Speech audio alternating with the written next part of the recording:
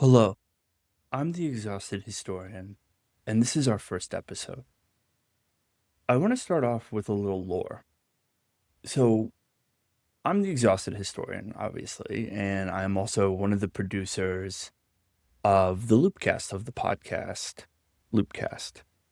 That podcast has been in production for about 15 years, and it's still ongoing on and off. So,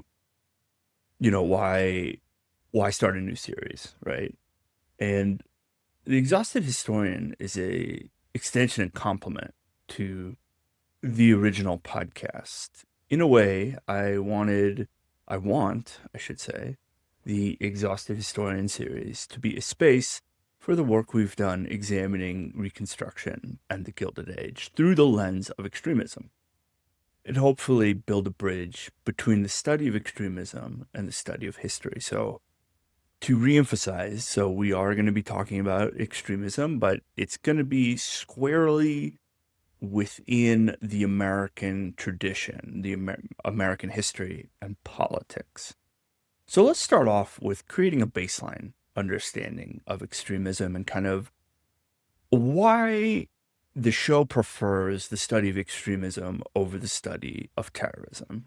And then we'll weave in examples from history to highlight some of this thinking and why the show prefers the study of extremism over the study of terrorism. Defining extremism. So perhaps the simplest definition of extremism comes from J.M. Berger's book, Extremism.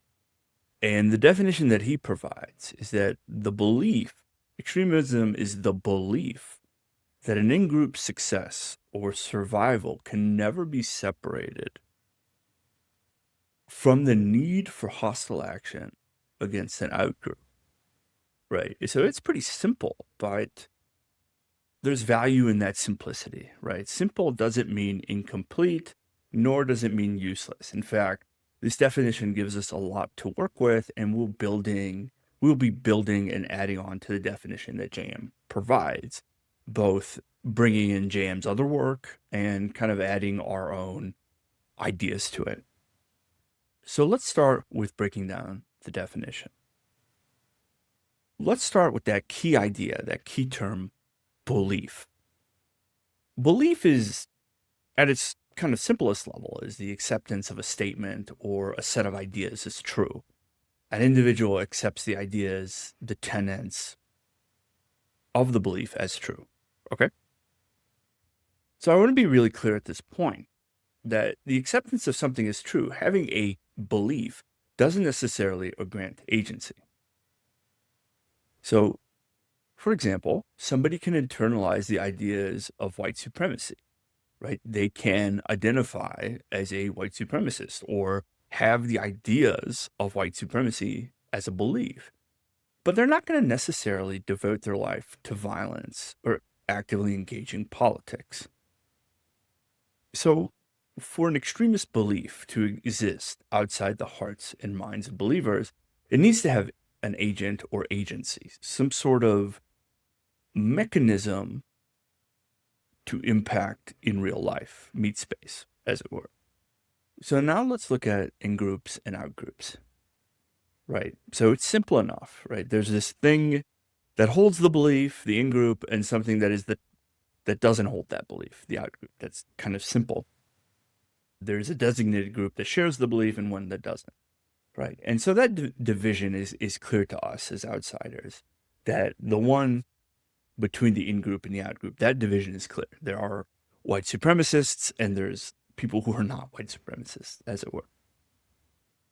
But I want to step back and kind of think about the in group as a set of that has its own politics, its own divisions, its own problems within itself, right? So the creation of the in group isn't a whole cloth creation. Rather, there's levels and depths of belief. There are people who approach the hostile action against the out group in various different ways, right? So at a basic level, we can think of this as a difference between a violent, diehard, true believer and someone who accepts the belief albeit passively. So the example that I like to use is that in Reconstruction, not every Southern white supremacist joined the Klan, let alone engaged in direct violence. Some actually chose to avoid violence altogether and instead support the surrounding politics and structures of white supremacy. Going further, the in-group is where the politics happens. The determination of membership, the question of success and survival, the shape of hostile action occurs here. The politics of the in-group are just as important, if not more important, than that defining line between the in-group and the out-group. So what do we mean by success or survival, right? That's pretty clear. What I want to weave in here is this success or survival is this idea of obligation that the in-group cannot be successful, no matter how defined, however they're defining success there. Or it can't survive, again, however defined, without treating the out-group with some hostile action, right? The in-group need its survival, its state of thriving, as it were, is based and structured around hostile action against the out. Okay, so that kind of creates the question, what is hostile action, right? And so I think traditionally our minds jump to hostile action as violence, right? As terrorism, as genocide, as violence. Well, I'm not going to challenge that, right? Because hostile action does include violence, right? It is right in our minds to jump to that concept first. But I think we have to kind of step aside and broaden our understanding of hostile action, right? It's not just violence, but it's also generating harms towards the outgroup, right? So the in-group's success isn't just this violent, direct antagonism of the outgroup, but also this kind of reduction and mitigation of the outgroup through legal, political, and social means, right? So the in-group is not just using violence or using the potential of violence, but also these kind of more complex means that are better defined and better understood as creating harms. So the example that I kind of return here to a lot is considering the 13th, 14th, and 15th Amendments, the Reconstruction Amendments. These are the amendments to the Constitution that were passed after the Civil War, right?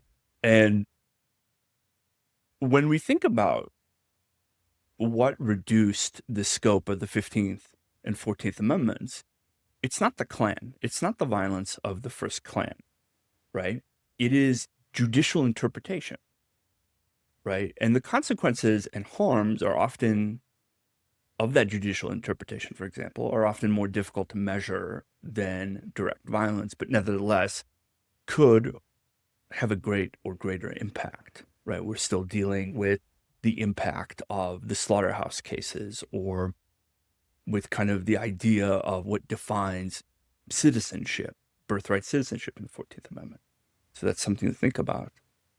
So let's review this now that we have kind of dived into the terms. From J.M. Berger's book, Extremism. Extremism is the belief that an in-group success or survival can never be separated from the need for hostile action against an outgroup. So when we study extremism and when we are interested in building that bridge from extremism to history, we have to consider the belief, the in-group and out-group, what is defining the in-group's idea of success or survival, and then what is that hostile action taken against the out. So again, why focus on extremism over terrorism? Right? So why, as a historian, would we prefer the study of extremism over terrorism? Right? So first, terrorism is a tactic. Extremism is a belief system. Tactics are often the product of a context or of a certain time, right? So it's interesting to examine but we're kind of looking for something over a longer time scale, right? Something that is across multiple contexts, across multiple eras, and exists or can exist for a longer time scale. The study of a belief system, in this case extremism, allows us to examine how that belief system grows, adapts, evolves over time, and gives us an opportunity to examine what tenets are removed, what's added, and what stays the same, right?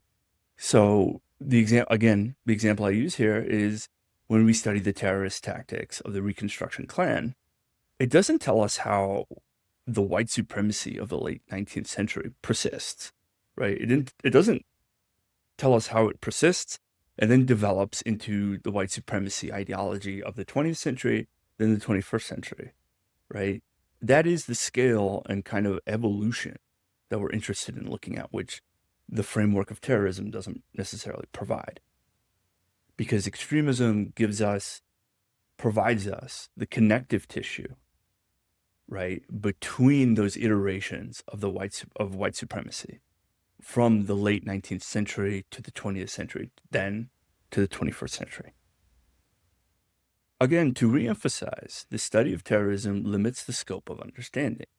Even if you're listening to this and you're just like, you know what, I'm not interested in the lore, I'm not interested in the politics, give me the gore, right? Give me the violence, give me the blood, the meat, the combat, the fights, and all that.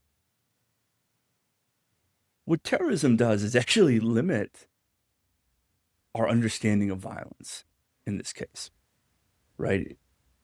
For instance, and kind of this is a thing that I've been thinking about for a very long time, is that how do we understand lynching, right? How do we understand the uptick of lynching from 1890 to about 1940? So it's in your mind, the picture, it's a wave, right? You kind of have these incidents of lynching that immediately spike, and then by 1940, it kind of peters off.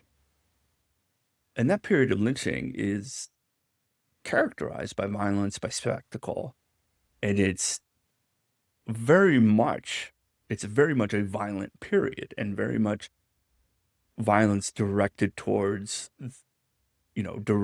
by white supremacists. But when you go through the historical record, there is a shocking absence of political goals, right? There's no stated political goals. It is essentially a community that would come together, engage in violence, and make a spectacle of it, make it a bonding event, as it were. So the idea of extremist violence captures and describes that period much better than terrorism studies, right? It captures why things like that would happen and would give us a better kind of depth of understanding of why that described period would happen. Lastly, again, to reemphasize, the harms from terrorism are often couched in terms of violence in pursuit of political goals, right? But the harms from extremism, from extremist beliefs, aren't always violent in nature, right? And they're not necessarily in pursuit of political goals. The study of extremism in this case broadens the scope of understanding and adds depth to it, right? We're moving beyond the construction of just looking at violence and of just looking at political goals and trying to understand a phenomenon, and not only a phenomenon, but also historical events through the lens of extremist beliefs. Okay. I just wanted to thank you for everybody listening. You can find the Loopcast on Patreon, Spotify, and Apple Podcasts. If you want to support the show, either the Loopcast or the Exhausted Historian, the Loopcast Patreon is where to give. If you have any questions, comments, or concerns, reach out to us through email or on Blue Sky. Again, thank you so much, and I will see you in the next one. Bye.